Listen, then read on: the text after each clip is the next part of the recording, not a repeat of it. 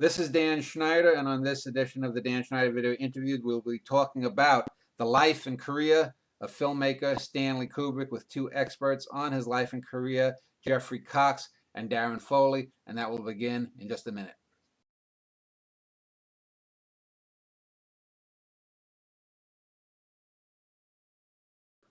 We're back with Jeffrey and Darren Foley, and I don't like to presume people are always going to know about the topics we're talking about, but Stanley Kubrick, of course, was a famous filmmaker, and I'm going to have these two people who are interested and experts on his films and career talk about him. But before we get too deep into Stanley Kubrick, I want to give each of them a chance to talk a little bit about themselves, their background in film and or criticism, and what drew them to the work of Stanley Kubrick. So, Darren, why don't we start with you, since D comes before G. So Darren, if you want to tell a little bit about yourself. Yeah, sure. I think I'm just coming at this as a fan from Stanley Kubrick films, basically. I think the reason you asked me on the show was because I run a little site called Must See Films that focuses mainly on film analysis.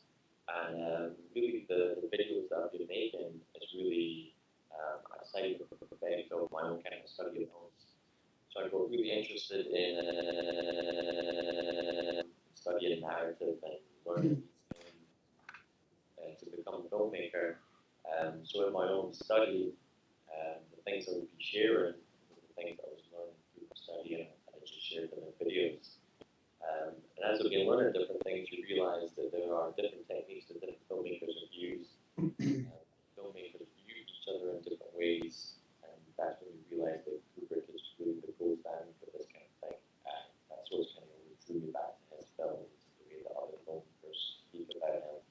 And that's when I began to kind of investigate his life more to see what were the kind of things in his life. Can you speak up just a little bit more, Darren? Yeah, sorry, can you not hear me? Yeah, I can hear you a little bit better now. But I was maybe too far away from the PC there, sorry. Okay. No, I was just saying that Stanley Kubrick seems to be so highly regarded by other filmmakers, and there's just this special quality about his films, and I was just, it's an investigation really, and his work kind of led me to the fascination about him. Okay. Well, Jeffrey, can you give a little bit about yourself, any works that you've written about Kubrick, and what draws you to his films? Yes, I'm an historian by training, and my area of expertise is modern Europe, modern Germany, Nazi Germany, and the Second World War. And I guess I was interested in Stanley Kubrick before I knew I was interested in Stanley Kubrick, because my dad took me to see Dr. Strangelove in California in 1964. And of course, I had no appreciation for most of what was going on in that film, but I remember enjoying it. And then when I was in college, I went to see 2001 in Cinerama on Hollywood Boulevard. And that had a tremendous impact upon me and my friends. And subsequently, I became convinced that film can be an excellent way of helping to teach students about history. And so I would use Kubrick films among others, but it wasn't until I saw The Shining that I began to think in terms of what Stanley Kubrick thought about history and how his life and career might reflect some of the great crises of the 20th century. Well, one of the things we'll talk about once we get to The Shining, I know Darren had done a 10 or 12-minute video about his analysis of The Shining. We'll get to that a little bit later in the show. So you look more of Kubrick from a historical perspective rather than a cinematic perspective. Is that what I'm getting? Well, that's right. Kubrick, like anyone, is influenced by his life and times, and you could argue that he's more influenced as an artist and as an extremely perceptive boy and adolescent and adult than most other people. He was absolutely fascinated with the human condition in the modern era. And so my training in history allowed me to make certain connections and establish certain contexts, understanding his concerns and how he expressed them on film. And he was also started out as a journalist himself, right? With it wasn't Life magazine, but it was as a right, Look magazine, a photographer, Look magazine. His father gave him a camera, a still camera, and he began his career as a photographer and then made the transition into film in the early 1950s. Yeah, and the first films he did were documentary films, which I was just talking with another fellow about Antonioni. He also started, Michelangelo Antonioni and Kubrick both started out as documentary filmmakers. That's right. Short documentaries, Day of the Fight is one of his famous ones, and then some others on other subjects. And even then, perhaps it's retrospective, but if you look at those short films, you can see certain signs of the Kubrick that was to come. Well, let me just turn to Darren then, since we've established you're more focused on the historical side. Since Darren, since you a filmmaker yourself, and you've done actual little short films analyzing assorted films, what draws you to Kubrick as a filmmaker in terms of his cinematic blocking of shots, the way he edits shots, your typical Hollywood director of the 1950s and 60s when he was just getting going? Yeah, well, there's two things. I was talking about Stanley Kubrick, the kind of gold standard filmmakers. It's really split into the craftsmanship of how he was able to construct a film, and then with what you were saying, Jeffrey, about the types of stories that he was telling, which are deeply complex and very ambiguous stories with a lot of grey in them. And I think it's really the coupling of those two things that have made his films so rewatchable and so rewarding for multiple viewings. And I think that's what's made them timeless rather than timely and current films, like when he made a war film during the war period. It wasn't that it was timely, it's a timeless film because it's a Kubrick film. Which one were you talking about? Paths of Glory or? No, sorry. What was the other one? Full Metal Jacket. Yeah, sorry, I was thinking of the Vietnam. Yeah. Now, from a historical perspective, Jeffrey, what I know there were some failed films that, or not failed films, but projects off the ground Kubrick, such as a Napoleon film he wanted to do that I guess was financed, and then it was pulled because another company had 6 months earlier or something released a similar film. I know he wanted to do a Holocaust film. What were there other historical projects that never saw the light of day as well?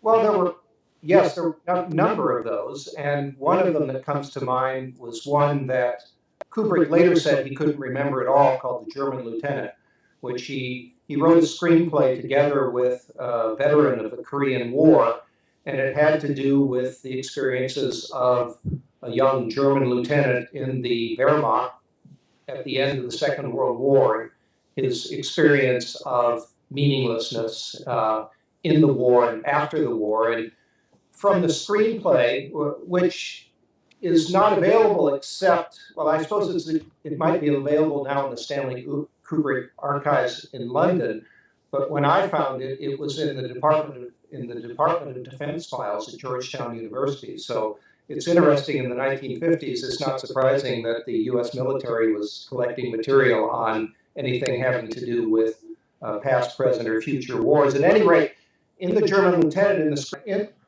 in that screenplay from the 1950s, The German Lieutenant, you get typical Kubrick characterizations of, not rather than heroes and villains, it's very complicated human beings who are in various shades of gray, as Darren was saying. And it makes us think in terms of what it means to be human, which, again, as Darren said, makes Kubrick's films timeless, because he presents us with characters who are confronting life as it is lived, rather than living up to certain stereotypes that movie viewers might expect or enjoy. And even though he didn't make this film, again, like his other projects in the 50s that never came to fruition, you see a style, you see an insight, you see great learning, a great understanding of history. I see a connection between The German Lieutenant and his film, The Killing, where one critic, I forget who it was, said that what you get in Kubrick is a bunch of lovable losers. He seems to have sympathy for the human condition, is that it's not a matter of good and evil. It's a matter of human in all of their complexity with a world that is at best indifferent, if not unfriendly. Yeah, I know that Kubrick, during Strangelove's filming, I know there was a lot of people who thought that he had inside information, and supposedly one of the stories, apocryphal or not, is that the war room was supposedly eerily like the supposed real war room, and then also in 2001. People thought that he had inside information on what NASA was doing, but I don't know. Are they mostly apocryphal stories? I think what it's a sign of is that Kubrick just did his research. He was reading all the time. That's one of the reasons he only made 13 films, if you count Spartacus in that list, is that he took a great deal of time reading and researching and thinking. The story I heard about Dr. Strangelove was that he got all of the details about the interior of a B-52 from Jane's All the World's aircraft. So it's amazing how, even in a pre-digital age, how much information is available in spite of the best efforts of agencies to keep them secret. So I think it's not a matter of conspiracy, it's a matter of magical powers. It's his research, which is something I, as an historian, can appreciate and admire. Well, Darren, let me turn to you and just ask, and let's wrap up this first little section before we head into each of the individual films.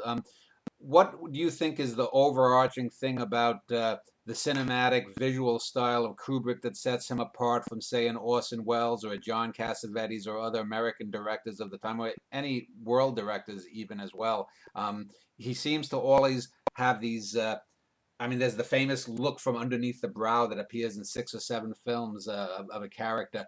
What do you think is about him that that sticks the most? Yeah, would you mind if I just say a little something about when you were talking about the research there, actually, because I went to the London Kubrick Archives just to visit when I was down there, and one of the things that was so fascinating about that place was, even though he only made a few feature films throughout his lifetime, he was like constantly researching and trying to find material. So I looked at this A3 sketch pad he had, and it was full of newspaper clippings of just anything that he found interesting that could eventually turn into a concept for a film. So even though he only made so many films in his lifetime, he was constantly searching for material that would turn into something. And I think I've seen in interviews with his wife that said that it's frustrating him that he couldn't find enough deep stories that would translate to the big screen. But in terms of what we were talking about visually, Kubrick's styles kind of evolved a little bit through some of his earlier films. And then some of his bigger films, they have their almost own styles into themselves. Like I watched Barry Lyndon earlier today, just in preparation for this, and it's the zooms in Barry Lyndon, the zooms in, the zooms out. But then in The Shining, it's the Steadicam, it's the iconic camera movement of those films. So it's very different from every film. And that makes a lot of sense for Kubrick because he touches on so many genres for the different types of film that he makes. So it makes sense that he doesn't repeat himself in that many ways. But having said that, there's a very distinct Kubrick feel that you get from all of his films that kind of unite them a little bit, you know. I think I saw a documentary a few months ago about the cleaning out of the Kubrick archives, and it was just about a 60 or 70-minute documentary about them just cleaning out. I think they brought the stuff from London over to Paris. It was one of those documentaries that you wonder why they do it. I mean, it's interesting to a degree, but even famous people have junk. But it was interesting all the stuff that he clipped, and he probably had 100 times material or ideas for 100 films that never were realized. But let's end this segment, and in the next segment, let's talk about the early documentary films of Stanley Kubrick, and then the stuff in the 50s before he became sort of an icon. And we'll do that in a moment.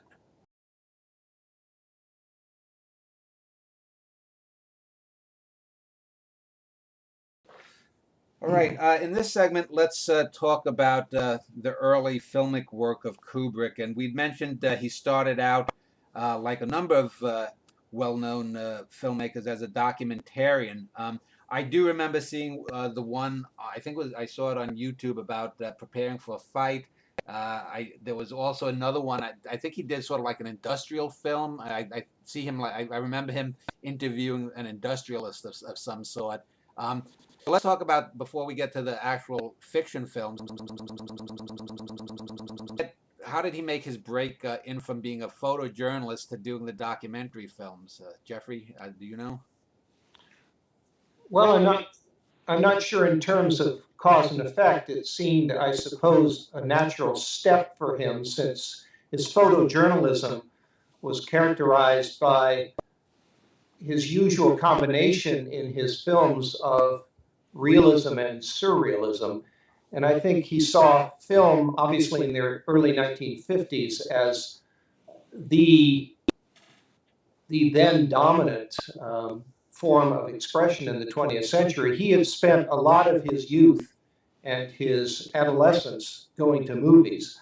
And then after the war, when he moved out of the family home and into his own life as a photojournalist, he spent a lot of time going to the Museum of Modern Art, watching films in those various series, right up until the time he left for Los Angeles in 1955. So I think it was a reflection of his own great knowledge and interest in all the films he saw other people making. And then he would naturally start with documentaries because they were cheap and easy, and then could graduate to his own produced films. Darren, have you seen any of the early documentaries of Kubrick? Yeah, things like Day of the Fight, and I think the reason that some of those are just so gorgeous to watch is because of his photography training from such a young age. And he actually developed his own film himself, and he went through that learning process and created his own dark rooms. So he was very well skilled at a very young age, coupled with a very unique eye for shots. It makes it very iconic things to kind of look back on. And so you can see some of that early magic in his earlier films. Yeah, I think in one of the films that might have been the industrial film, but there's a shot that's going down the street that's almost, I think, a similar shot to, I think it's not The Killing, maybe Killer's Kiss. There's a famous sort of like negative shot of you. There's a shot in Killer's Kiss where it's going, yeah, and it's all. Yeah, and there's almost in one of the early documentary films, there's almost a shot that's a precursor of that. That's another famous Kubrick thing that, like in The Shining, where he's going down the hedgerows, and also in Paths of Glory, when Douglas is going through the trenches. So even early, he seemed to have his own sort of little stylistic ticks. So let's go over. The only one of the fiction films that I haven't seen of Kubrick was the very first one, Fear and Desire, although I know it's on, I think, Netflix or YouTube. My wife wants me to see it. So that one's only about an hour, and it's about, I guess, it's a war melodrama. I think that was filmed in Northern California, I believe. What can either of you tell about that film? Any import or whatnot? Well, Kubrick would be glad that you haven't seen it, because he said that he didn't want anyone to see it because he regarded it as a rather clumsy, amateurish effort. And indeed, if you've seen the other Kubrick films, you will find Fear and Desire a disappointment in terms of content and form. Although, again, there are those moments in the cinematography and in the storytelling and the characterization that point to a future maturation. That had Paul Mazursky. That's Paul Mazursky was in that. Yes. And then after that did come, I believe, Killer's Kiss, which has the famous fight scene with in the marionettes, and then there's the running across the rooftops of Brooklyn, I believe it is. So that one seemed to come out. Well, actually, I guess that one more so seemed to come out of some of the early documentary stuff. Darren, what can you tell us about something like Killer's Kiss? Because that's really, I guess, his first one that you get the Kubrick vision in. Yeah, it's pretty much an extension of his photography work into his first film, because the narrative for that film is very simplistic, and there's one of my favorite Kubrick shots in that film where they do this thing in cinema where they show somebody somebody looking at something, and then they cut to they cut to what they're looking at, and they cut back to a reaction. And there's many filmmakers that have tried to combine those three shots in one shot. So you would do things like have somebody wearing sunglasses, and you can see the person looking and the reflection on the sunglasses. And so what Kubrick did in this film was to put the boxer in his room, looking through the window with the lady across from the other house, and just next to him is the mirror, so you can see him looking and his reaction plus what he's looking at. And it's a gorgeous shot where you can get so much point of view of different characters and character reactions and emotions, very well crafted into just a single shot. So that for me is the kind of highlight of that film, because it's Kubrick really put in some sophisticated things together in that film. And in Killer's Kiss, there's several instances of Kubrick's famous reliance upon depth of field, using a wide-angle lens so that you can see everything is in focus in the shot from front to back.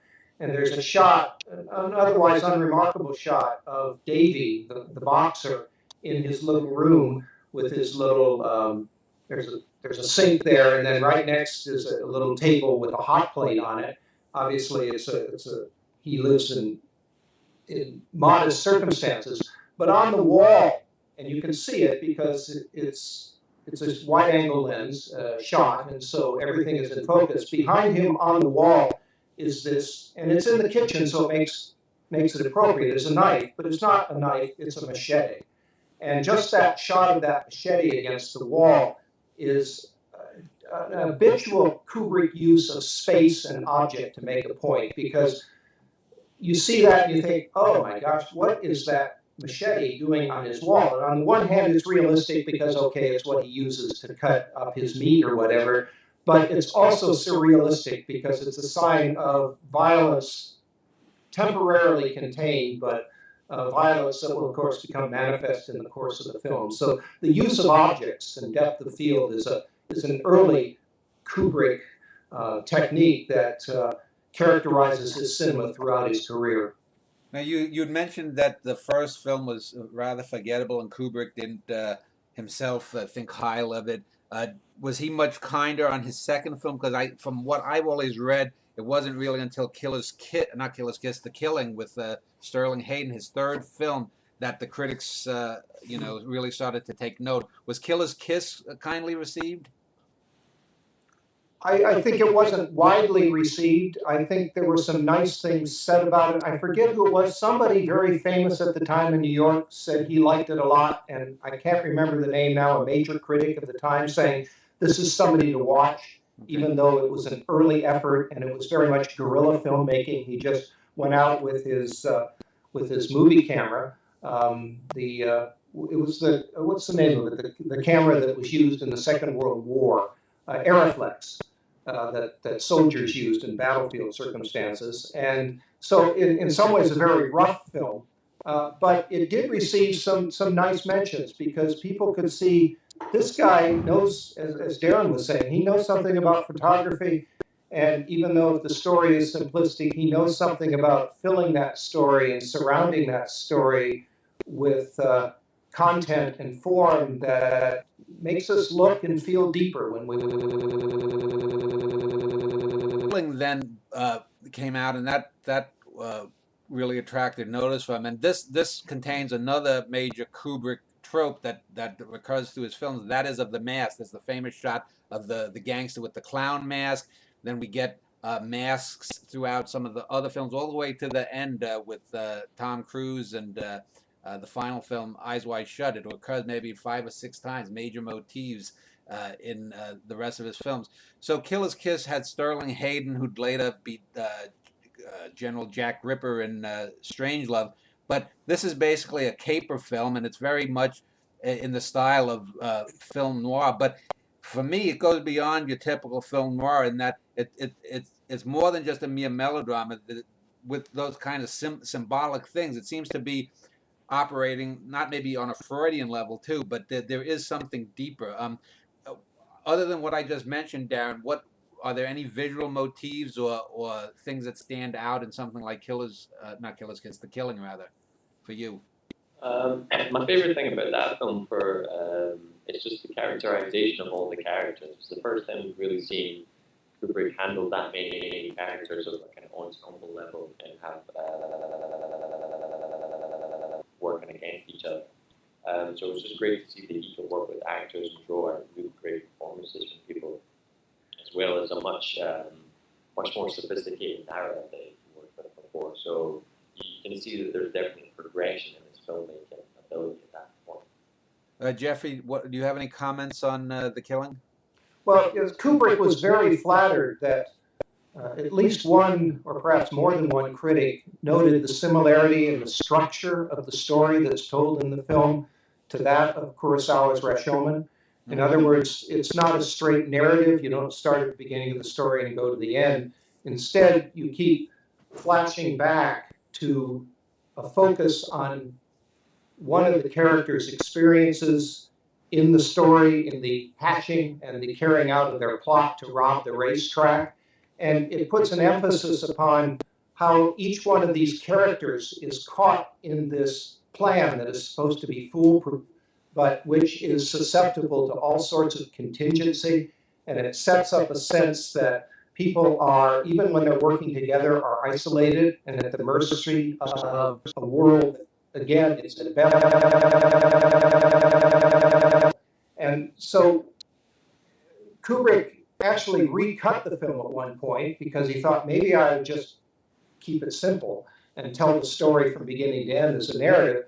But he went back to this structure of going back in time several times during the film, which is a feature of his original source material, Clean Break by Lionel White, something that makes that book more than just your typical caper story, because it does adopt this Rashomon structure of telling the story from the same story over and over from a different point of view, that makes it much deeper than just a traditional action film.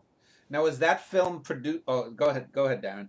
No, sorry, I was just going to say that it's because of the structure and the way that it's told, it's very similar to Reservoir Dogs, which maybe had influenced Reservoir Dogs as well, where it's about a bank heist, but it's almost not about a bank heist. It's about different characters' experiences with the preparation for the bank heist. It just follows a very similar structure to it. Right, and the end of The Killing brings that full circle, because the ending of The Killing is different from the book. At the end, Johnny Clay has just seen his plot dissolve as a result of this ridiculous accident involving a dog and a luggage cart at the airport. And at the end, his girlfriend tells him, Johnny, you've got to run. And Johnny looks at a taxi that is driving away from him and a couple of detectives coming out of the airport who have been alerted to his presence and what is happening.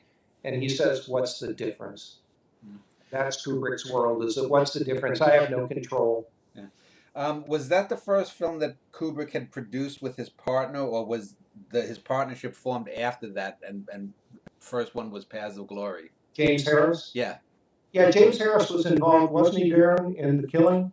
I think that was their first collaboration. Yeah, I think so. And then they brought Lolita together, and they wanted to do that in the future, and they did that in the line. Right. Okay, so let's move on then to Paths of Glory, because that's the one that really, I guess, both critically, filmically, this put him on the map as not just a guy to watch out for, but as a major film. And this also was a film. This was at the height of Kirk Douglas as an actor in the 50s. He was, along with one of the 3 or 4 biggest male stars in Hollywood. And he himself, I think, produced Paths of Glory. Well, no, it did. Maybe he didn't, but But anyway, he worked. He and Kubrick did the film, and in a sense, and on a certain narrative level, it's a very simple film. There's a sense of melodrama. There's a lot of room for Douglas to stick out his famous dimpled chin and ham it up a bit. But on the other hand, it has a lot of power too, not only because of the shots and whatnot. So let me start with you, Jeffrey. Then let's talk a little bit about that film and how that raised the ante. And do you agree that this was Kubrick at another level? Well, Douglas hired Kubrick to direct this film. It was produced by Douglas's production company, Bryna Productions, and he hired Kubrick to direct the film because Douglas had been so impressed by The Killing. And Kubrick and Douglas apparently didn't get along. It was a matter of two very strong, egotistical persons clashing. But the result, as you said, was a marvelous film, a first-class bit of filmmaking. I think testimony to that would be the fact that the film was not shown in France until 1975. They just found it too threatening because it was based upon an actual incident in which some soldiers had been executed for not showing sufficient ardor in another useless World War I attack into machine guns and artillery. And Kubrick plays with this beautifully as he shows a tremendous class conflict between the officers who are aristocrats and the men who are from the lower orders of society. And Kirk Douglas, you're right, he plays sort of a typical hero, but it's a very Kubrickian film in that Kirk Douglas is one of these intermediate characters in Kubrick films that tries to somehow ameliorate the persecution of the lower orders of society by the higher orders of society. And in the end, he fails. Darren, any comments on this film visually as a step up from earlier Kubrick works? Yeah, I mean, visually you're starting to see a lot more of his one-point perspective shots that he uses a lot more in his later on films. And I know we talked about the Steadicam and The Shining, but the Steadicam at this point in cinema was like a whole new thing to see in Paths of Glory, so it really stood out as something special. But the thing that impresses me most about this film is the ending. And you know, Kubrick gets talked about being a very cold director in a lot of ways, but this film has so much heart at the end of the film, the way they wrap it up and give it like an emotional climax rather than something else. And it's just a very touching ending to the film. You know, Spielberg talked about in interviews after he heard that Kubrick has passed, that's the film, the ending he showed to his friend, because that's how they remembered him as actually a very emotional director. Um, and that was the shot that he shared with his friends about it. So I would say it was a very important film for him, and also the time and period of life where he met his wife, which was a new period of his life. And his wife played the woman, the German, the captured German woman at the end, the Christiane. I know it's odd, Kubrick, and I'll talk a little bit more, especially with 2001, because that's another film that is called Emotionless and whatnot. But yeah, it's odd because the film also has a really dark sense of humor. The probably the most famous example is when one of the condemned is talking about dying in a few hours, and one of the bug, a cockroach or something, is going to be alive, and the other guy hits it and says, "Now you're ahead," or something along, now you got it on him. And yeah, the guy says, in a few hours that cockroach will have more contact with my wife than I do. And then Timothy Carey was one of the famous crazy men of Hollywood, just smashes the cockroach and says, "Now you got the edge on him." Yeah. And you're right. I mean, Kubrick had this tremendous sort of mordant sense of humor that is very effective on a number of levels. Yeah, and that's a great scene. And Tim Carey did play one of the hitmen in The Killing, and yes. Then he's the guy, I think, who shoots the jockey off the horse, or tries to, or something. Horse, right? Yeah. He's the paid assassin of the horse. And Kubrick, I think, didn't he initially fire him off of The Killing, and I guess then he hired him back, or was he fired? He might have been fired off of. Was he fired off of Paths of Glory? Because I read or saw something on YouTube saying some of the shots you see just the back of the Carey character's head, and that was a stand-in because Carey apparently was womanizing too much off the set. I don't know if that's true, but from what you said, him being a notorious wild man, that sounds like it was the case. I think there was some conflict over Carey's role. It might have involved Douglas or something.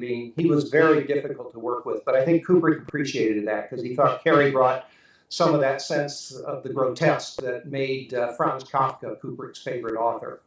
So if we move on, because the next film chronologically is Spartacus, although that wasn't really a Kubrick film. But did Kubrick have any projects before he took over? Because I think Anthony Mann, a well-known sort of studio director in comparison to Kubrick, was supposed to direct Spartacus, directed a couple of days, and Douglas, who was producing it, canned him. But did Kubrick was he trying to do Lolita at the time?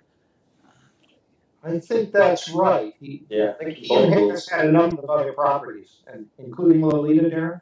yeah, he bought it at this point already and was trying to get it made, but it was obviously very controversial. So I think Spartacus gave him the power to be able to do the project he wanted to do. So, I mean, Spartacus always is the oddball because it wasn't really a Kubrick conceived uh, property, and you know, there's the famous stories about Ben-Hur, about some homoeroticism in there. Was Spartacus a typical, would you say, sword and sandals kind of flick of the time, or because you know, there's the famous, you know, I am Spartacus scene towards the end. What do you think, if anything? You know, if you compare that to a Ben-Hur, what makes it more Kubrickian than say a Ben-Hur? Do you think? Well, it was very successful at the time. It did very well, but I think Kubrick talks about in an audio interview that you can find on YouTube somewhere that it was more of an intellectual exercise for him to be able to try and make things work that he didn't think were that great. And so it was more of an exercise for him as well as giving him the power to facilitate the next project that he wanted to make, which was Lolita. Um, Jeffrey, do you have any comments about Spartacus? Well, Douglas and Kubrick fought over this, and Kubrick also fought with the person who wrote the screenplay, Dalton Trumbo, because Kubrick had a different view of the revolt led by Spartacus. Kubrick wanted to make Arthur Kessler's The Gladiators the basis for the film, and Kessler's point in The Gladiators is that revolutions often go terribly wrong. Kessler, of course, had his own experience with the Russian Revolution going terribly wrong.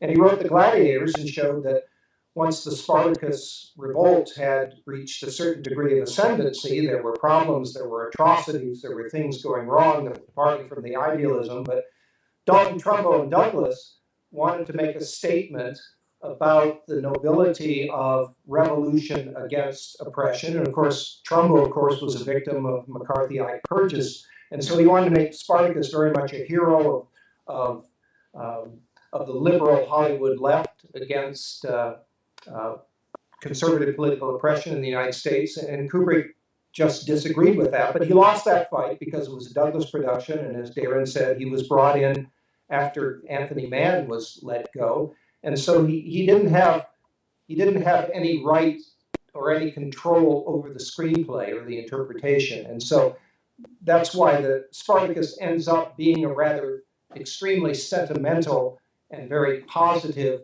and sort of feel-good sword and sandal epic that's a cut above, so to speak, other sword and sandal epics of the time, but certainly, as you say, is not a Kubrickian film. Do you think that he would have ever have done a film like this had he not been just doing it to sort of you know, to establish himself? Do you think and that kind of material would have even interested a Kubrick? I'm not aware that he had interest in any similar sorts of properties. Okay, so his historical bent didn't go back to the Roman Republic, I guess. No, he's very much interested in the modern era. Yeah, it's what really characterizes his historical concerns.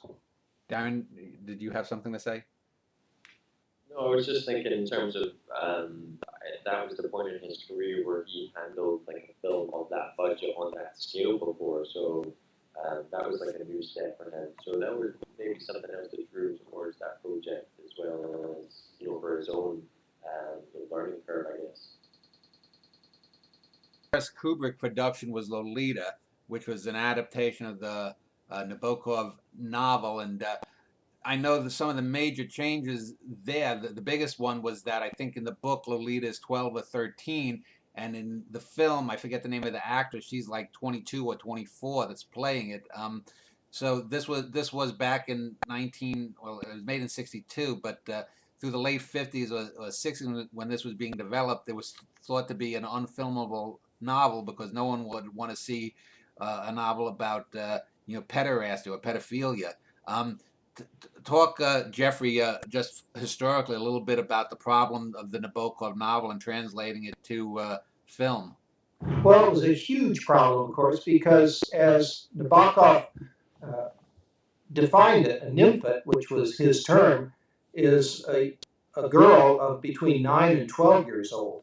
And so, and in the film, Sue Lyon, the actress who played Lolita, was 15 at the time she was hired and 16 when they were making the film. So, what's that all? Okay. yeah, I mean, they made it into a teenager, which made it marginally acceptable. And of course, they cut out a lot of the novel. So that was a problem. But otherwise, you can see why Kubrick was interested in this particular novel, because it's a wonderful portrayal of the collision between high intellect and culture and base, absolutely uncontrollable desire that Humbert suffers from in dealing with this. He is literally helpless in the face of the sexual desire that this young girl produces in him. And the other delight about watching Lolita are the circumlocutions that Kubrick uses to introduce just a bit of the sexual content from Nabokov. For example, when he's trying to decide where to live at this particular place, and he's taken back out into the garden by the landlady who showed him the house, and she's been talking about all of the things that she can do for him, which has its own sexual undertones, and he sees Lolita in her bikini out in the back. And suddenly he's made his decisions, and he says, well, I will take this rental. And she says, well, what made you decide? And he said, oh, your cherry pies. And it's a quite innocent statement, but it's also terribly dirty and explicit. Before I get into some of the visual stuff with Darren, Peter Sellers makes his appearance here. Was Sellers a big star in England at the time, or was this sort of his coming out party as an actor? I think he was well established in the 50s. He had made a number of films, but I think it's under Kubrick's direction that he perfects this tradition of playing multiple characters in the same film, in Lolita and in Strangelove. And I think he did. It does mark a further emergence of Sellers as a major cinema star. And I think he did so in some of those sort of all-star comedies of the 1960s too. He played multiple characters in a number of those kinds of films. The thing that strikes me just narratively about Lolita, when I think that came out just like a year and a half after Psycho, and I look at like the way that Hollywood approached sexuality and violence throughout the 1950s. Most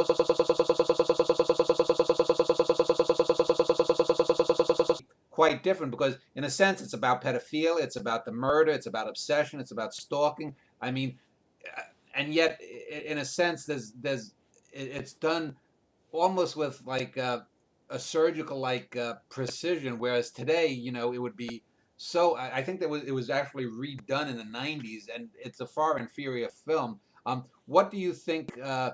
What do you think a film like this might have been, say, in a Hitchcock or a Preminger's hands? And do you think that the Kubrick approach was different and better? Do you think, for that kind of material, Jeffrey? Oh gosh, that's a good question. Could I defer to Darren? He might have a better answer than I do. Go ahead, Darren. I was just thinking, I think the way that Kubrick was able to get away with it was the point of view in which he told the story. Is he doesn't focus so much on the issues that make it controversial. He focuses on the weakness of the male in this character, how difficult he finds the situation. And I think it's almost the slight bit of empathy that you give to that character is the way that the audience buys into that story and almost goes through the torture within this character. I think when we were talking about that garden scene you were mentioning, Jeffrey, where Lolita is lying on the towel sunbathe, and that's probably one of the most iconic Kubrick shots. I mean, if you haven't even seen Lolita, you recognize that image from somewhere. But one of my favorite things from that film is not just the sexual nature of things, because it isn't really that explicit in things that it shows. It's like the suggestion of something sexual. So, for example, the scene when the main character is with the mother, and then he looks at the picture of Lolita on the bedstand, and there's a lot of great stuff going on in that scene, you know. So those are some of my favorite kind of moments from that film.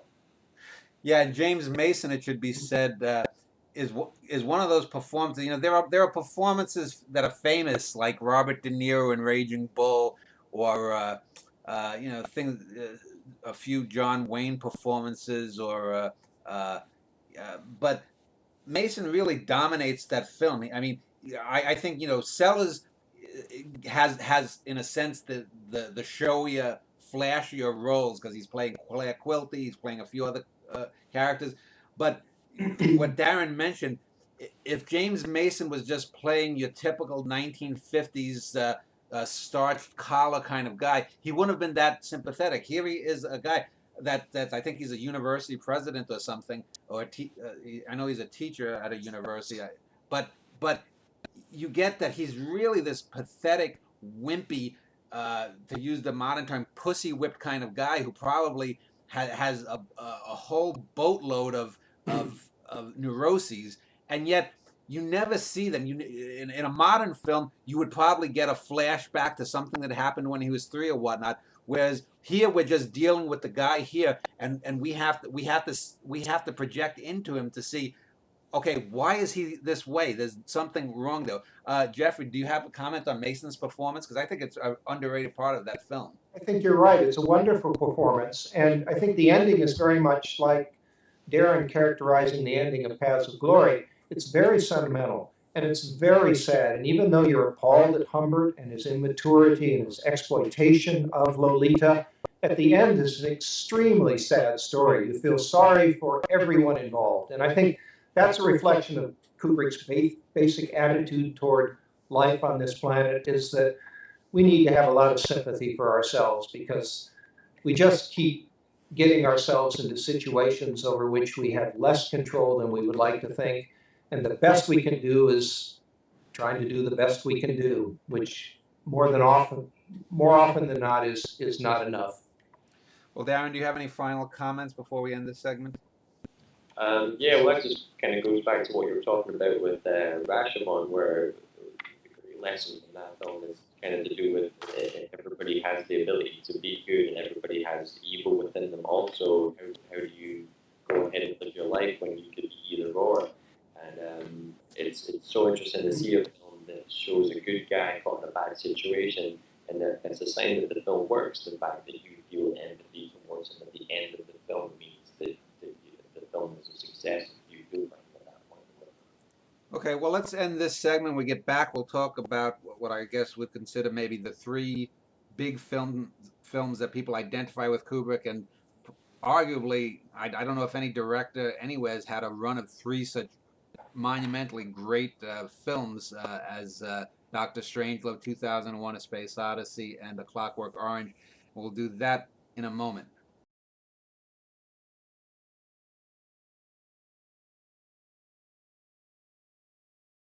All right, I mentioned before we broke that the 3-film run of Strangelove, 2001, and Clockwork Orange is, in my mind, arguably the best 3-film run that I can think of that any director might have had. So let's talk about Strangelove, because that was, I believe, his last black and white film. And one of the famous stories that I hear about that film was starts with the sort of Kubrick legend of him being a bit of an oddball, and that's with the famous war room table needing to be in green felt, even though it's a black and white film. And it just goes to show you that some people, and I think Kurosawa was that way too, in that he would go to exotic little companies in faraway parts of Japan to get the slightest little historical detail in a second that would shot that would last a second as the camera just went around. But okay, Dr. Strangelove, 1962. This is just I guess this was being filmed probably right around the Cuban Missile Crisis, and here we get a film that is one of the great comedies, albeit a dark comedy, of all time, and it's about the end of everything. So, historically speaking, Jeffrey, let me start with you. I know originally they were going to try to make it, I think it was a Red Alert or something might have been the name of the book it was supposedly adapted from. What prompted the change to the mordant humor and whatnot? Well, Kubrick's story is that he was going over this with James Harris, or perhaps at an early stage, or perhaps later with well, with someone, and he said that at some point it became clear to him that the situation was so absurd that the only way he presented it was as a comedy, as a black comedy. Had he kept with his original plan, it would have ended up being the film's Failsafe, which came out at the same time as Dr. Strangelove, which by its own rights is a very, very good, straight, dramatic film. But Kubrick obviously was looking deeper, and he had a sensibility, I think, of the 60s of being iconoclastic and of questioning authority. And so he obviously thought that the best way to get at this is a sort of Swiftian analysis of the absurdity of the situation in which we find ourselves that could result in the destruction of the entire planet. And for him, again, his favorite author was Kafka. And Kafka would have looked at this and would have used humor and pointed out that we are in this grotesque world, and the origins of our discontents are our world that are inherent in it. They aren't imposed upon us by anything outside. And so, of course. Yeah, and the thing with that film is it's one of his shorter films. I think it's only like 94, 96 minutes or something. But it's such a dense film in the best sense of the word, is that virtually every shot, virtually every scene is iconic. There's the shooting of the, I think it's Coca-Cola machine. There's the guys flying and reading off the absurd things that they need to do to fly the plane. There's the fluoridated water with Hayden back there. There's at the end the Mein Führer, and I mean, yeah. I mean, it's like it's almost like, what film is this? I mean, the only other film that I can think of that has as densely packed and as memorable scenes is maybe La Dolce Vita. That's maybe the only film that I think that every scene is just iconic in its own right. So let me go with that, Darren. As a visual film, this film mixes things, because there's the famous Burleson Air Force Base scene where the U.S. Air Force or whatever is trying to take back the base for the Crazy Ripper, and it actually wasn't footage. It was actually filmed by a secondary crew to look like World War II or Korean War footage. Talk a little bit about the visuals of this film and how that helped Strangelove be what it is. Visually, my favorite thing about the film is just that war room. It's such an iconic thing to remember from that film. And then the replication of being inside of the planes they're flying through, when even the people who created the planes from the military were surprised how accurate Kubrick had got it, based on the fact that there was no information basically out there about the design of those planes. If you could speak up a little bit, Darren. Yeah, sorry, you can't hear me. My favorite thing about the film is that he really starts to get into themes of sex and power within these films, and about masculinity really forcing themselves to be in charge of the world. And there are so many subtle hints all throughout the film that just demonstrate, and even down to Sterling Hayden's performance, the reason that he tries to kind of blow up the world is because he has a little bit of an issue with performance, and that's one of the reasons he starts to lose it and leads him down this path. And there are so many little subtle moments that are to do with sex and male ego and power. And it's those themes that I think are so layered throughout such a tight film like we're talking about, that makes it a very timeless film. And we're talking about old Kubrick films, right? Yeah, George C. Scott, another famous story is how Kubrick tricked the performance that George C. Scott gives by saying, George, just do these first few performances really over the top and whatnot, and then do a serious performance. And from what I've read and also seen in a few little online documentaries, that I think Scott was actually expecting a film like Failsafe. Did he actually know he was in a comedy? Jeffrey? Yeah. Oh, well, originally Scott expressed frustration that Kubrick kept Kubrick habit of doing take after take, saying, well, there's a lot of good stuff here, let's go again, and encouraging Scott to play the character as broadly as he could. And Scott was very discontented at the time, but some years later, Scott conceded that Kubrick was right, that it made it a great film and a great performance by him simply because Kubrick insisted upon this extremely broad presentation of these characters to make them look ridiculous. And what Darren says about sexuality here is, I think, very important because, and I think we see a connection here between Lolita and Dr. Strangelove. Kubrick was very interested in the works of Freud, and in Dr. Strangelove, following upon Lolita,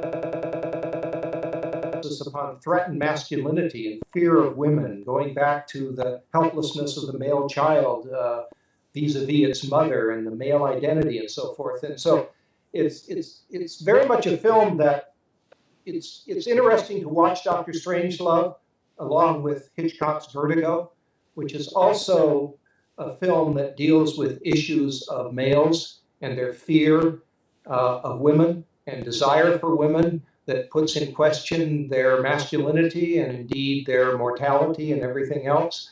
And so, and the other thing that I see in Strangelove is, of course, the first relatively full invocation of the Biden's of the Nazi in the modern world. Sellers' portrayal as Dr. Strangelove is very much a Kubrickian creation in that Kubrick is looking at the modern 20th century world as a world that reflects Nazism, that this is one of the great powers that defeated the Nazis, but here is a Nazi at the center of decision-making about destruction of the world. And I've argued in my book, The Wolf at the Door, and in subsequent articles, that there's actually a double ending to Strangelove. The ending, of course, is the classic black comedy ending, the destruction of the world by the doomsday machine and the setting off of all these nuclear weapons. But Kubrick twists the blade again because there's a second ending that's already been alluded to in the course of the film. And that is that the end of the world is not the end of the world, because there will be a selection of superior beings who will hide in mine shafts, according to Dr. Strangelove's instructions and recommendations, who will emerge after about 100 years to inherit the world. Yeah. And this is Kubrick's vision of a world that has been cleared of all inferior types and the emergence of a Strangelove Nazi progeny to reestablish the world under Nazi leadership. Yeah, and it's funny because you mentioned that because you have basically this Nazi, this twisted, deformed Nazi that's sort of the spiritual leader, and he's sort of leading the communist, the Russian guy that they allow in, and the capitalist, and all of them have that moment when I think Strangelove is talking about, you know, fertile young women that will have to be selected, and you can almost see. You can see sort of George C. Scott. You can see the communist guy. You can see all of their eyes sort of popping out like a Warner Brothers cartoon character, you know, with just salivating over the idea. And it's like they're all just going to march lockstep into this sort of underground from an H.G. Wells, like the Morlocks and the Eloys, and then emerge after 100 years. But Darren, do you have any comments further on anything? No, I just think tying in with this, we're talking about sex and power there, just with the whole conversation at the end wraps up those themes really nicely, where all the guys have the idea of repopulating the earth, where they have to take on many wives to be able to do so. It's just such a crazy suggestion for them. And then even Dr. Strangelove, as he stands up at the end, literally becomes erect, and it's all these kind of male symbols and everything. And I love Dr. Strangelove. It's a really good film. Yeah, and then right after he does his Heil salute, you see the bomb, you know, the load being shot off. So let's talk about, just before we move on, Sellers in Strangelove versus Sellers in Lolita, because certainly I think that the three characters, and I think did he play 3 or 4 in Lolita? 3. 3. Okay, so what, in a sense, do you think that was sort of a dry run, because the 3 characters he plays are so iconic. I mean, the president is Merkin Muffley, and Merkin is supposedly, I guess, in the mid 20th or early 20th century, is a vaginal wig, and Muffley is slang for vagina. And then he plays uh, uh, what's the guy who tries to stop Ripper's name? The lieutenant that he plays, what that shoots out the soda machine. Lionel Mandrake. Yeah, Mandrake. Yeah, another illusion. And then of course, Strangelove. Uh, so, do you see that as a? How would you compare the multiple performances in each of those films, Jeffrey? Do you think?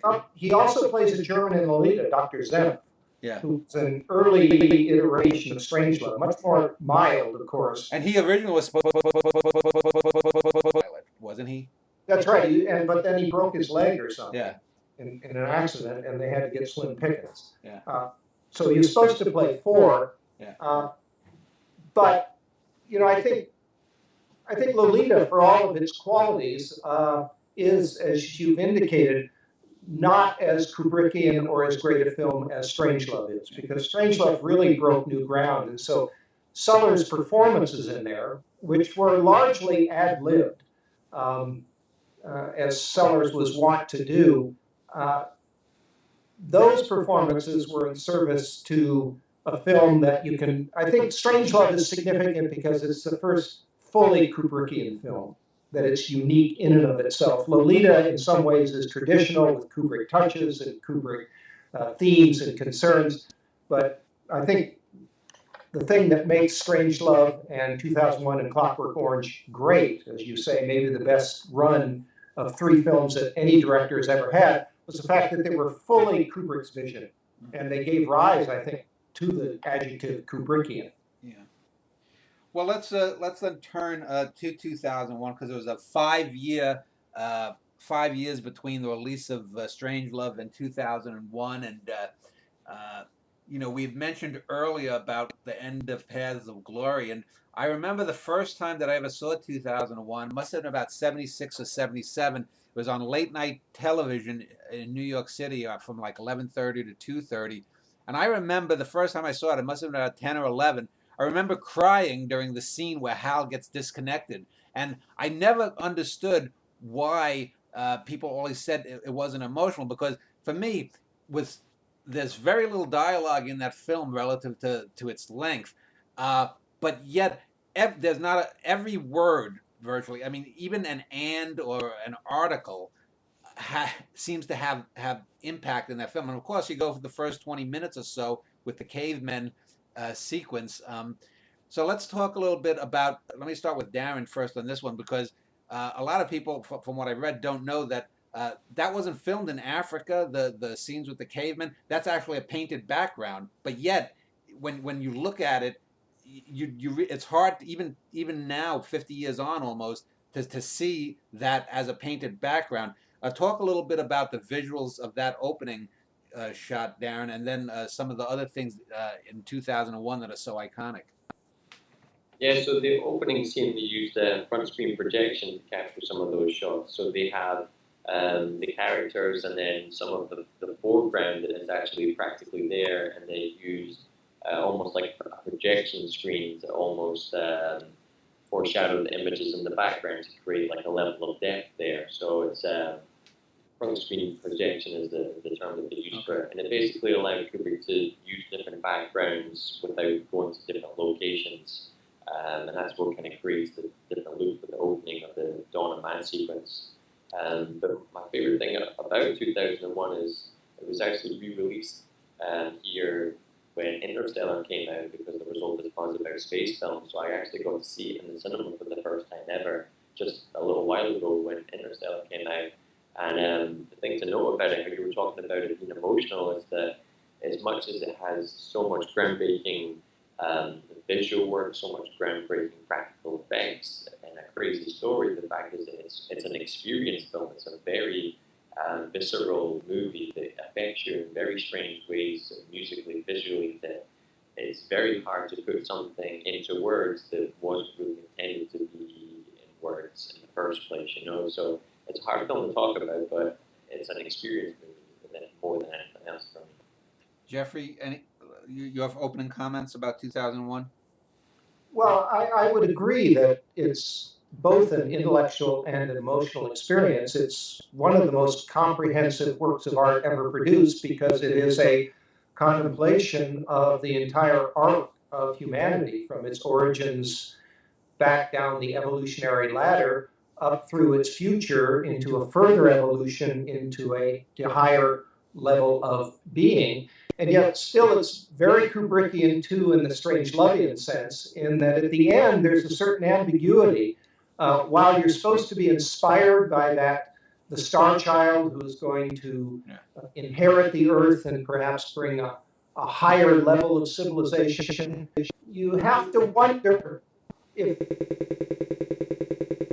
beings with a newer model of human beings, what form will the transformation take when the star child returns to Earth as representative of a new order of humanity?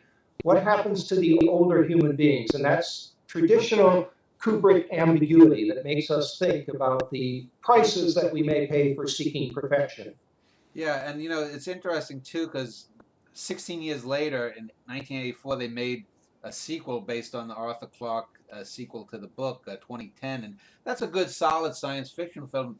But you look at 2001, and a lot of times, in both in writing and in film, there's a tendency, especially in the last 30 or 40 years, people always want to know everything. But in order to get a viewer or a reader into something, you have to leave things sometimes ambiguous or unanswered because you have to draw the percipient in to fill in the blanks because you're never if you're reading Huckleberry Finn, your Huckleberry Finn isn't going to look exactly like Huckleberry Finn does in my mind, and what you fill in the blanks in a film is not going to be exactly what Darren would or what I would, and so your 2001 is going to be different than my 2001. I might look at it as an allegory, if this is 1968 and I'm watching it, as a youthful rebellion and the coming new ageism kind of thing. Someone else will look at it as a cautionary tale against technology and so forth. In that way, I think Kubrick was very much ahead of the curve in terms of his writing, and I think it's a brilliant screenplay. People think you have to have a talky screenplay. I did a show on John Cassavetes, and at his best, Cassavetes is the other extreme. But still, let's talk a little bit about the screenplay there. I mean, you have these three basic acts. You have, just images in the first act.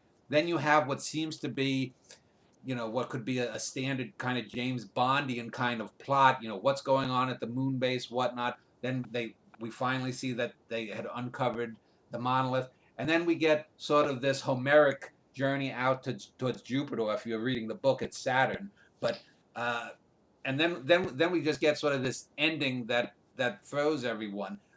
Talk a little bit about Jeffrey, maybe the arc of the film. Do you see it being as a circular kind of a film or a linear? Well, he was clearly inspired by Nietzsche's doctrine of eternal return. Yeah. And also by Nietzsche's work, Thus Spake Zarathustra, in which Nietzsche predicts the evolution of humanity to a status beyond the sort of slave mentality that Nietzsche saw as characteristic of Christianity, where we subordinate ourselves to this all-powerful God, and instead Nietzsche was saying we need to accept our own powers and energies and live without the illusion of God. And it's interesting how Kubrick certainly embraces that at the end, and this is why some people responded so positively to the film, because there's this sense that this is about the possibility of further development of humanity in an extremely exciting and positive way. And in that sense, 2001 is as good a primer on Kubrick's view of humanity as any of the films he made. And I think actually Kubrick put this in terms of a criticism that he had, that he was answering about A Clockwork Orange. And Kubrick said, it seems to me that human beings are not, like Rousseau said, fallen angels. They are, in fact, risen apes. And that's better, because it means that we are developing. And I think it shows that Kubrick was both a modernist and a postmodernist. He was a modernist insofar as that he hoped that human beings could use their reason to develop as good a civilization as might be possible, and that this would be problematic, but it's better than assuming that we descended from angels and somehow we have to get back to the past and assume this level of perfection. He also, in terms of what you were saying about leaving things open, Kubrick was very much a postmodernist too, because he did have this style of open narrative, not preaching to you and saying, okay, here's the answer. It's rather, here's an ambiguous situation. Which way do you take it? He wants to engage the... So I think 2001, in some ways, is a seminal film in terms of Kubrick making clear what his view of the human condition is, and then asking people to weigh in with their own thoughts and reflections and feelings. Darren, you have a comment? Yeah, I think one of my favorite things about this film is, you were talking about before about how Kubrick chose to present this film, and talking about the version from the book and things, or from the screenplay. And for me, in terms of making a cinematic film, and Kubrick talked about this as the least effective way to do it is directly through dialogue and things. And he talks about the way that when you teach somebody something and you just tell them the answer, it doesn't mean anything to them. But if you can lead them to discovery of something, then they own it. And that's very much what Kubrick has done in this film. And so there's also something very special about how he crafts his film, because it's designed in a way so that it rewards multiple viewings. So you can watch 2001 it just offers so much more as you watch it so many different times, and you can see something very different at different stages of life or a different viewing number along the line. And I don't know, I haven't seen it a long time ago and watched it fairly recently. It gets into your brain and gets you thinking about all these different things that it's very different depending on what stage you are in life. One of the things I talked about in analysis videos is the film isn't really, I forgot how it goes. I think it's, the film isn't, your interpretation of the film is more a reflection of you than the film itself, and that's kind of how I think 2001 says for me. Right, is film a window or a mirror? Yeah. Yeah. Well, before we move on to Clockwork Orange, this was the film that really, I think, started the trend, speaking of tropes, of Kubrick films getting hammered critically initially, and then within a decade or so, reassessments coming. So let's talk a little bit about that, because really every film from 2001 to Eyes Wide Shut basically went through the same pattern critically, is that there were maybe a few people that recognized the quality of whatever the film was at the moment, but usually it got hammered, and usually it got hammered not usually for filmic reasons, but usually for social or cultural reasons at the time, and then it's been reassessed. So let's talk a little bit just before we move on. 2001, it really, I think, just totally baffled people, because before that, maybe you had maybe Forbidden Planet, a dozen years earlier, which was a good, solid, sci-fi 50s film. It also had a little bit of iconography in its own right, but this was such a leap up. I think more than even the literature of, say, Asimov or Clarke or Heinlein, this itself made science fiction seem that it could be art. And I think that just went past people. Talk a little bit maybe about one or two of the people that maybe that really didn't get it. Is there any famous criticism about this film that really looks stupid in retrospect? Well, there's a famous clip of Rock Hudson walking out of the Hollywood premiere of 2001 and saying, "What the hell was that about?" And it was interesting, when I first went to see Eyes Wide Shut, and the theater was full because everybody had heard all these lurid tales about how sexy it was going to be and how there was so much sex going on during the production of the film. And of course, when people saw it, they were baffled Yeah. because it was Kubrick. It wasn't just any old film. And I remember some guy standing up at the end of that film, and it may be significant that he said exactly the same thing as Rock Hudson. He said, "What the hell was that about?" And I think that shows that even if you don't understand a Kubrick film, you're aware that there's something fundamental and almost visceral going on here that may disturb you and bother you, not just because you don't understand it, because maybe on some subliminal level, you do. It really gets to you somehow, even if you don't understand how. Yeah. So, keeping in that vein, probably his most critically, scorchingly scathing reviews came from the next film, A Clockwork Orange, and I think because Darren's in the UK, I think that was what banned for 25 or 30 years from being even viewed in the cinemas there. Is that so? Originally. And then I think he decided to pull it because he was getting a lot of death threats close to where he lived. And I think it wasn't forced upon him. I think it was a choice at the beginning. Yeah, and there was supposedly some copycat Droog-like activity, supposedly. Yeah.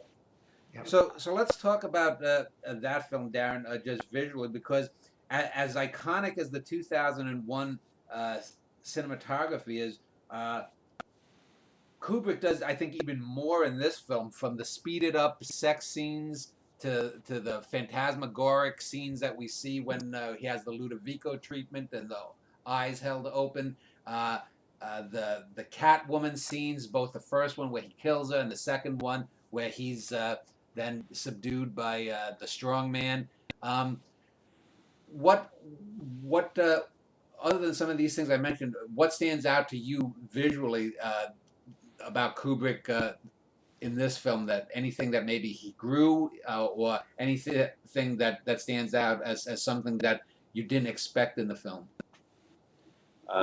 It's definitely a very challenging film that asks you to really engage with it. And I think he definitely likes to play with the form in this film because it's a film that's so bizarre with a lot of its issues that it's okay to support the narrative with directorial choices that mirror those choices. So one of the things I like about the film is the fact that it's very much ahead of its time being a confrontational film, but if you haven't seen the film before, it has this reputation about violence and about mostly about violence and the way that that's affected the film. But really, like, the violence is only the first maybe quarter of the film. There's really this incredible character study after that ties in with. It's almost like a backstory about how did this happen to this character, and how does this character live with this violence that's happening in his life. So for me, it's more a character study than it is a horrible violence film. It has this horrible reputation. Yeah, Jeffrey, pick up on that. Do you see that more as a sort of a Bildungsroman of Alex the Droog? Well, it certainly is that. It's as you certainly know, Kubrick read the American edition of Clockwork Orange, which left off the last chapter, in which Alec, as a man with a family in his 20s, is reflecting back on these wild teenage years. And there's some sense in the novel that he's learned from this and that he is going to mature into a more responsible member of society. Burgess himself was a Pelagian Catholic who put an emphasis upon the importance of moral choice, which of course is represented in the film as well as in the novel. But Kubrick read the American edition, which ends without Alex reflecting back in a mature fashion upon the excesses of his youth. And I think in that respect, Kubrick intentionally or unintentionally, consciously or subconsciously, is channeling the disillusion of the late 1960s and the 1970s with the sort of hippy-dippy optimism of the age of Aquarius of the 1960s. Now he's going back on his more traditional turf of looking at how powerful regimes and governments manipulate people, in this case, the use of behavioral science to manipulate people. And it's very much a story of how what is ultimately a fascist government ends up using Alex for its own designs in order to persecute and imprison its political opponents and establish some sort of fascist regime. And so A Clockwork Orange is also, among other things, a political statement that what we face is what Kubrick once told his wife near the end of his life. He said, the only thing you really have to fear is power, human beings with power. And that comes through very clearly at the end of Clockwork Orange. And it's interesting because Malcolm McDowell was like 26 when he was filmed, so he was significantly older than Alex the teenager, just like Sue Lyon was older than Lolita. And Malcolm McDowell, I think this was only his second or third film. His first film, I think, was If by Lindsay Anderson, where he played a similarly delinquent kind of character that at the end they shoot up a school, and I think he's killed off a rooftop, and he doesn't. It's almost as if that his Alex is almost but it's almost like it's a reinterpretation of that character, except this version of the character is a bit smarter. He knows how to manipulate the system. Mm-hmm. Right, and you've got a system that is ready, willing, and able to exploit him in order to secure and enhance its power. Although I recently read another analysis of the film that suggests that that last sequence, or the last shot of the film that shows Alex in this sort of dreamlike landscape surrounded by a group of people dressed in their finest Ascot finery, applauding him while he has sex with a woman. That's been interpreted in this particular analysis as a representation of Burgess's last chapter. Because the woman is on top, and that Kubrick is saying there that Alex, in fact, in line with what Darren was saying about the evolution of character, the development of the character here is becoming more responsible. I don't know if I agree with that analysis, but it's certainly worth thinking about. And again, I think it's another sign of Kubrick being ambiguous and being open narrative and saying, well, what do you think? It's interesting. I thought you were going to say that person was going to argue sort of the Taxi Driver thing, where at the end, some people think De Niro actually dies in the shootout, and that the ending of Taxi Driver is just his last second dream or something. But what you had mentioned, the ending of the American Book, and this prefigures some of the complaints that Stephen King fans have had about The Shining. I think if I read both the book and seen the film, and I think the film's ending is much better. And the Burgess book, I think, is a good book. I don't think it's nearly as good a book as some of the other utopian or dystopian novels, but I think this is an example, just like later on in The Shining, where Kubrick made absolutely the right choice. I don't think if he had bookended it with Alex, 8 years later, with a baby on the way and whatnot, I think it would have just been a pin that popped the balloon. Yeah, it would have been more like a conventional Bildungsroman. Yeah, as you said. And that has value, but it wouldn't have had the richness and the ambiguity that Kubrick's ending has. Yeah. Darren, you look like you want to say something? No, I haven't read the book before. I realized that was what the original ending in the book, but that's that'd be a bit of a cop-out because emotionally that's kind of where it should end at the end of that film. It's the tragedy of kind of where it's going anyway. Okay, well, let's take a little break here, and when we get back, we'll talk about the post or the last 25 years or so of Kubrick. And I think he only did Barry Lyndon, Shining. So he only did 4 films, Full Metal Jacket and Eyes Wide Shut. So when we get back, we'll speak of those last 4 films, and we'll do that in just a moment.